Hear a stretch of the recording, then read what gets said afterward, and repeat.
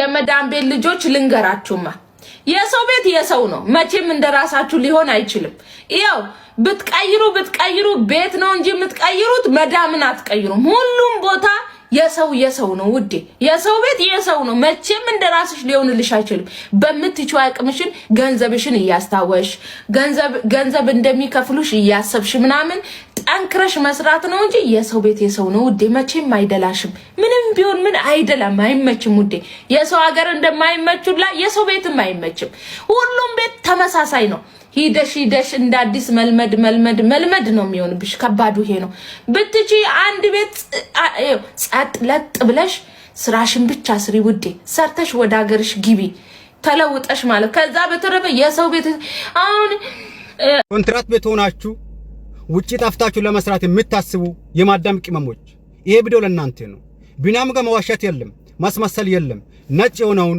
ነጭ ነው ብዬ እናገራለሁ ጥቁር የሆነውን ደግሞ ጥቁር ነው ብዬ እናገራለሁ ውጪ መስራት ማለት ታጥቦ በጭቃ ላይ እንደመቀመጥ ነው ሰው እንደሚያወራ ወይም እናንተ በሚዲያ ላይ እንደምታዩ አይደለም ኮንትራት ቤት ስትሆኑ ምግብ በነፃ ነው ቤት በነፃ ነው ኢቃማ ወይም አይዲ በነፃ ነው አንድ ብር አታወጡ በየወሩ ደሞዝተኛ ናችሁ ውጪ ስትሆኑ ግን አንድ ወር ትሰራላችሁ አመቱን ሙሉ ነው የምትተኙት ቤት ኪራይ ከናንተ ነው ቀለብ ከናንተ ነው የምትረግጡት የምንጣፍ ወጪ ራሱ ከናንተ ነው በነፃ የሚሆን ነገር የለም ወይም ሌላ ለእናንተ የሚሸፍን ሰው የለም ከቻላችሁ የቀማ መሰራትም በእናንተ ነው ካልቻላችሁ ግን ኢቬን ብትታመሙ ራሱ ሆስፒታል ሄዳችሁ መታከም አትችሉም ስለዚህ ምንም ቢከብዳችሁ ምንም የማዳም ጸባይ ጫቅጫቃ ብትሆን ምንም ደሞዛችሁ ትንሽ ቢሆን እናንተ ማለት በየወሩ ደሞዝተኛ ናችሁ ችላችሁ ለመስራት ሞክሩ የሰው ወሬ ሰምታችሁ ሚዲያ አይታችሁ ወደ ውጭ እንዳትወጡ ውጭ ወጣችሁ ማለት የእናንተ ህይወት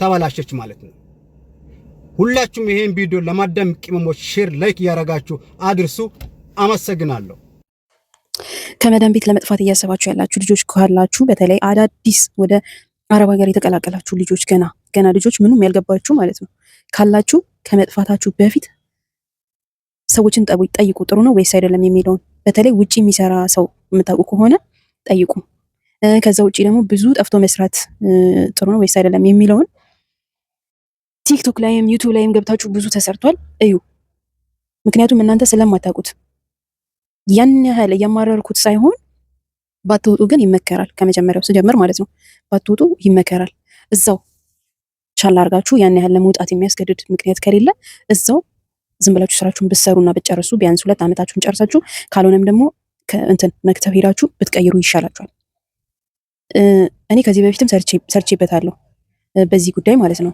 ጠፍቶ መስራት ጥሩ ነው ወይስ አይደለም የሚለውን አስገዳጅ ሁኔታ ካልሆነ በስተቀር በጣም በቃ ያኔ አለ አይደለ መታችሁ የገባችሁበት ቤት አሪፍ ካልሆነ ከዛ ደግሞ ተመልሳችሁ ወደ ቢሮ ተመላልሳችሁ በጣም በቃ ሁሌም የማይሆን ቤት የሚገጥማችሁ ከሆነ ካቀማችሁ በላይ ከሆነ ኦኬ ምንም ማድረግ ስለማይቻል መውጣት ወጣችሁ እንደምንም የራሳችሁን እድል ትሞክራላችሁ የተሻለ ቤት ደግሞ ጠፍታችሁ ለመስራት ማለት ነው ግን አስገዳጅ የሆነ ምክንያት ካልሆነ በስተቀር ባትወጡ ጥሩ ነው በብዙ መንገድ ጥሩ አይደለም ጠፍቶ መስራት ያወቁበት ልጆች አሉ የሚጠቀሙ ልጆች አሉ ሁሉንም አይደለም ግን ለመበላሸትም ምክንያት ይሆናል በብዙ መንገድ ለመበላሸት ስላችሁ በቃ ወደ ሀገር እንዳትገቡ ያደርጋችኋል በጣም ያታልላል ቲክቶክ ላይ እንደምታዩት አብዛኞቹ አሁን ቲክቶክ ላይ ያያያችሁ ነው ውጪ ላይ የሚሰሩ ልጆች እንደዚህ ብልጭጭ በቃ ብለው በጣም ደስተኛ መስለው እዛ ጋር ሲወጡ ምናምን እያያችሁ ነው ያንን እያያችሁ እየጓጓችሁ ነው መውጣት የምታስቡት አይደለ ከዛ ከምክንያታችሁም ባለፈ ማለት ነው ያጓጓል አንዳንድ ጊዜ በጣም ማስተዋል የማይችሉ ልጆች ያጓጓቸዋል ይሄ ውጪ ላይ የሚያዩት ውጪ ላይ ያሉት ልጆች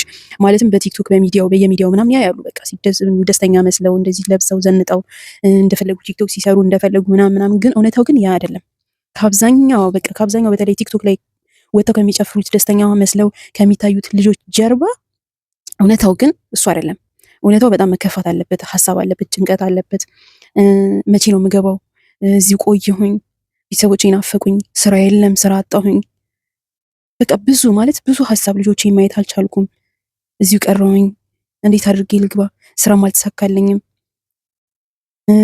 ጥሩ ቤት አልገጠመኝም ለምን ወጣው ከዛ ከኮንትራት ቤት ለምን ወጣው ብለው ራስ የሚጸጸቱና ራሳቸውን የሚወቅሱ ልጆች አሉ ብዙ ልጆች እኔ ስለማቅ ነው ይሄንን እምላችሁ እና ውጪ ያሉ ልጆች ራሳቸው እንድትወጡ አይመክሩም በነገራችን ላይ እንድትወጡ አይመክሩም በጣም የሚጎዳችሁ ፓርት አለ እውነቴን ነው የምላችሁ ግን ከመውጣታችሁ በፊት እንደዚህ ያሰባችሁ ልጆች ማለት ነው ለመውጣት ከመዳም ቤት ወጥታችሁ ውጪ ላይ ለመስራት አላማ ያደረጋችሁ ልጆች ካላችሁ ደጋግማችሁ አስቡበት። ከመጀመሪያው በፈለጋችሁበት ጊዜ አገራችሁ መግባት አትችሉም። ቤተሰብ ላይ የሆነ ችግር ቢፈጠር ሄዳችሁ ማየት አትችሉም። የሆነ ነገር በቃ በጣም ከባድ ነው። በነገራችን ላይ እንደምታዩት አይደለም። እንዳለው ሰውየው የቤት ክራይ ራሳችሁ ነው የምትከፍሉት። እንደገና ደግሞ ጥሩ ስራ ላይ ገጥማችሁ ይችላል። ጥሩ መዳም ቤት ላይ ገጥማችሁ ይችላል። አንድ ወር ሰርታችሁ አንድ ወር ቁጭ ማለት ሊገጥማችሁ ይችላል። እንደ ድሮ አይደለም። እንደውም ድሮ ማለት ነው ይሻላል። ድሮ ማለት በጣም አሪፍ ነው። ብዙ ልጆች ተጠቅመዋል። አሁን ግን ሰው ራሱ በዝቷል። ከአቅም በላይ ነው የሆነው። ሰው ራሱ በዝቷል። ብዙ ነገር መዳሞችም ከፍተዋል። እንደ ድሮ አይደለም። ስለዚህ ከመውጣታችሁ በፊት በደንብ አስቡበት። እንዳትቆጩ፣ ከዓላማችሁ እንዳትሰናከሉ፣ እዚህ ዓመት እንዳትከርሙ። አንድ የሚያከርመው ጠፍቶ መስራት ነው። ታውቃላችሁ። ቢያንስ 2 ዓመት ኮንትራት ቤት ከሆናችሁ ግን ምሬቱም ሊሆን ይችላል። ይሄ ሁሌ ስራ ማለቱም ሊሆን ይችላል። ድካሙም ሊሆን ይችላል። ናፍቆቱም ሊሆን ይችላል። እንድትገቡ ያደርጋችኋል። ሳትፈልጉ በግድ ኢትዮጵያ ማለት ነው።